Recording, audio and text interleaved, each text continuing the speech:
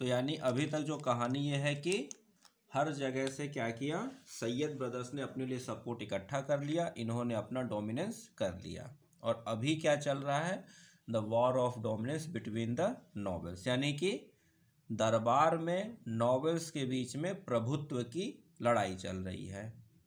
और उसमें अभी तक सक्सेस किसको मिला है, सैयद ब्रदर्स को मिला है। लेकिन अब थोड़ी सी चीज़ें बदलने वाली हैं। लिखिएगा, लिखिए, the efforts made by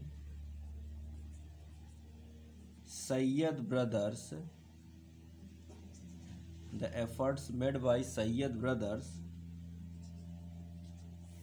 did not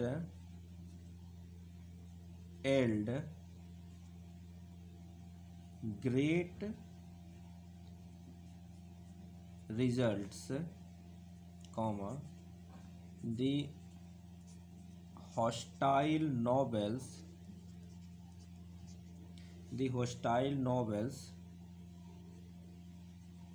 united themselves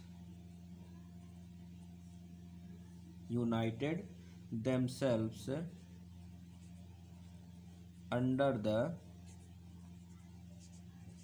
leadership of एक दूसरा नोबेल जो प्रोमिनेंट यहाँ पर आएगा, उसका नाम है निज़ाम उल मुल्क। तो जो दूसरे बाकी नॉवेल्स थे वो सब क्या हुए, अपने आप को निज़ाम उल मुल्क के अंडर क्या किए, इकट्ठा कर हो गए, ठीक है, और किसी तरह से इनको यहाँ से हटाने की कोशिश की। तो Nizam ul Mulk of Deccan and they branded the Sayyid brothers कैसा, तो as anti Islamic for their policies. तो इन्होंने क्या किया, निज़ाम उल मुल्क, समझ में आई बात। तो सैयद ब्रदर्स के अलावा जो बाकी के नॉवेल्स थे, जो सैयद ब्रदर्स के इस डोमिनेंस के नहीं एक्सेप्ट कर पा रहे थे, जो सैयद ब्रदर्स को के डोमिनेंस को हटाना चाहते थे, उन लोगों ने क्या किया, निज़ाम उल मुल्क के लीडरशिप में, यानी कि सामने फेस बना निज़ाम उल मुल्क और सब इसके पीछे इकट्ठा हुए और उन लोगों ने सैयद ब्रदर्स के खिलाफ कॉन्स्पिरेसी करनी शुरू की। यानी क्या करना शुरू किया, इन लोगों को बदनाम, सैयद ब्रदर्स को बदनाम करना शुरू किया। और ऐसा बदनाम किया कि उनको एंटी इस्लामिक घोषित करवा दिया कि ये लोग इस्लाम के खिलाफ हैं। तो मैं ये समझा रहा था कि जो नॉवेल्स सैयद ब्रदर्स के खिलाफ थे, उनके डोमिनेंस को एक्सेप्ट नहीं कर रहे थे, उनके डोमिनेंस को एक्सेप्ट नहीं कर पा रहे थे, उन लोगों ने निज़ाम उल मुल्क के लीडरशिप में अपना एक ग्रुप बनाकर इनके साथ पॉलिटिक्स करना शुरू कर दिया। पॉलिटिक्स यानी कि इनको बदनाम करना शुरू किया। और बदनाम कैसा, क्योंकि इन लोगों ने क्या किया था, सैयद ब्रदर्स ने जजिया हटा को एबॉलिश कर दिया था, पिलग्रिमेज टैक्स को एबॉलिश कर दिया था, और जो राजपूत शासक वगैरह थे उनको अच्छी पोस्ट दे रहे थे, मराठा शासकों को सरदेशमुखी और चौथ भी वसूलने का सब वो परमिशन दे दिया, ग्रांट दे दिया था। और औरंगजेब के टाइम से देखा जाए तो औरंगजेब के टाइम से जो एडमिनिस्ट्रेशन था उसमें रिलीजन बहुत हद तक घुस चुका था। अकबर के टाइम पर जब ये सब चीज़ें हुई तो अकबर को एंटी इस्लामिक नहीं घोषित किया गया, लेकिन औरंगजेब के टाइम पर इतने लंबे समय तक जब आप कोई एडमिनिस्ट्रेशन एक धार्मिकता के आधार पर चलेगा, तो फिर उसके बाद अगर आप टॉलरेंस की स्थिति लाओगे, रिलीजियस टॉलरेंस की स्थिति लाओगे, तो फिर आपको उसका क्या करना पड़ेगा, इस तरह की चीज़ें आपको फेस करनी पड़ेंगी।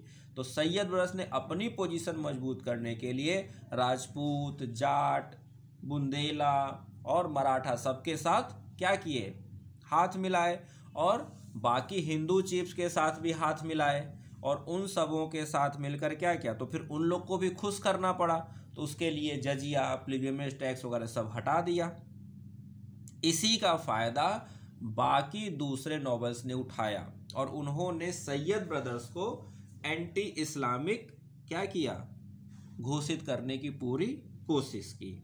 साथ में एक बात और हुई, ये जो आप देख रहे हो मोहम्मद शाह को, जिसको मोहम्मद शाह रंगीला यानी रोशन अख्तर कहा जा रहा है, ये भी कहीं ना कहीं सैयद ब्रदर्स के चंगुल से खुद को फ्री करना चाहता था।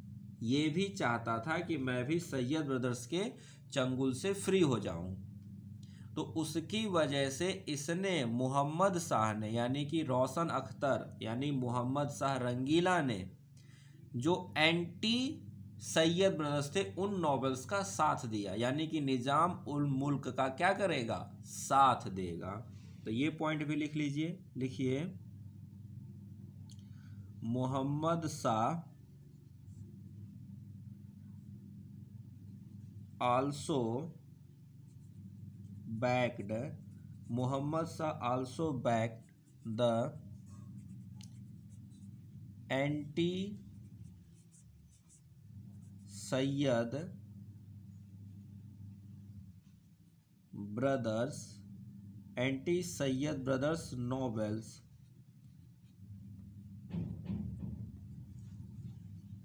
as he wanted to free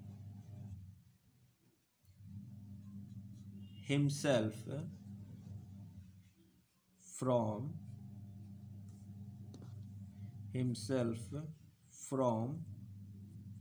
their hold. Their का मतलब क्या हुआ, सैयद ब्रदर्स के होल्ड से, सैयद ब्रदर के चंगुल से। कौन, मोहम्मद शाह यानी कि जो सुल्तान है वो भी फ्री होना चाहता था। तो इस वजह से इसने भी एंटी सैयद ब्रदर नॉवेल्स को क्या किया, सपोर्ट कर दिया, उनको पीछे से सपोर्ट कर दिया। अब जब सुल्तान का सपोर्ट मिल गया तो नॉवेल्स का क्या हो गया, मनोबल बढ़ गया, और जब मनोबल बढ़ा तो फिर सैयद ब्रदर्स को क्या किया, नॉवेल्स ने मिलकर ठिकाने लगा दिया। तो लिखिएगा इन, एक मिनट, तो लिखिए इन 1720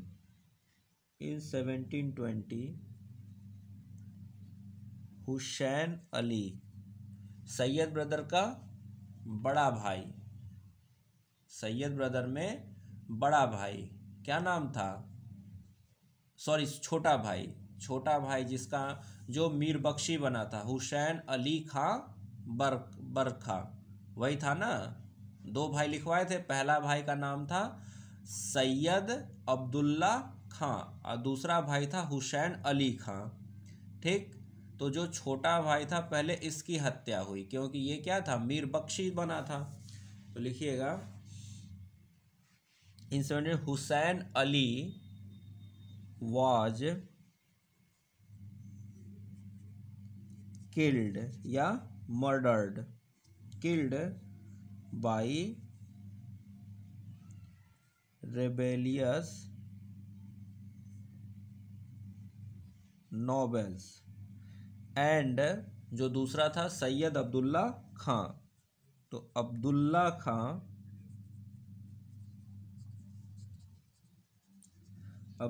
खां died in 1722 after his defeat in Agra. तो एक एक करके क्या किया गया, दोनों को रास्ते से हटा दिया गया। ठीक है,